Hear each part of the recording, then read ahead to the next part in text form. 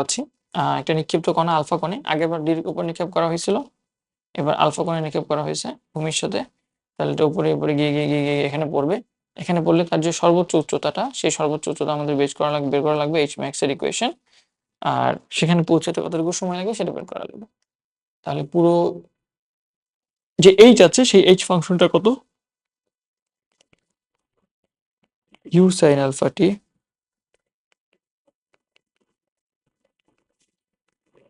আর আমরা H dash যখন টি বের করব তখন কত হবে, ইউ সাইন আলফা তো কনস্ট্যান্ট,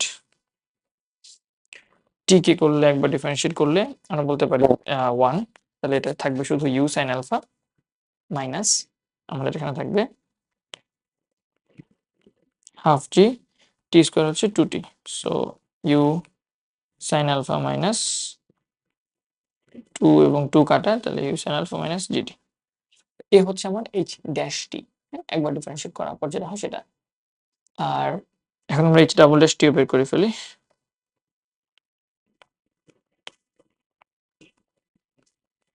সেটা কত হবে, শুধু হবে ইউ সাইন আলফা, এখানে তো টি নাই, 0 মাইনাস জিটি কে করলে মাইনাস টি, তাহলে থাকবে শুধু মাইনাস জি। এই তো, তাহলে আমরা কিন্তু পেয়ে গেছি। এখন নাও ফর ম্যাক্সিমাম নাম্বার বা ফর ম্যাক্সিমাম হাইট বা চরম বিন্দু আমরা বলতে পারি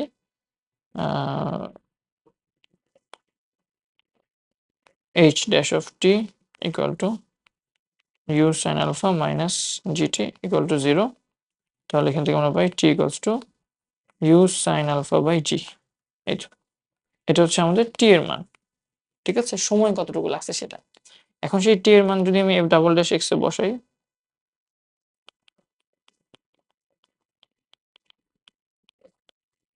তাহলে আমি এটাকে মাইনাস জি পাই, যেটা আসলে less than 0।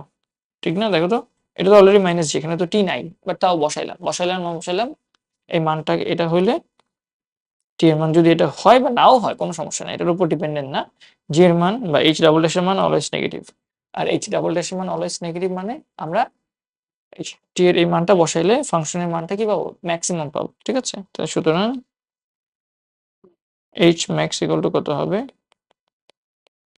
You sine alpha by G বসাবো, তাহলে এটা আসবে আমাদের U sine alpha into T এর মান হচ্ছে U sine alpha by G minus half G T square, half G T square, G এর মান তো জি থাকবে, টি স্কোয়ার হচ্ছে আমাদের U square sine square alpha divided by G square.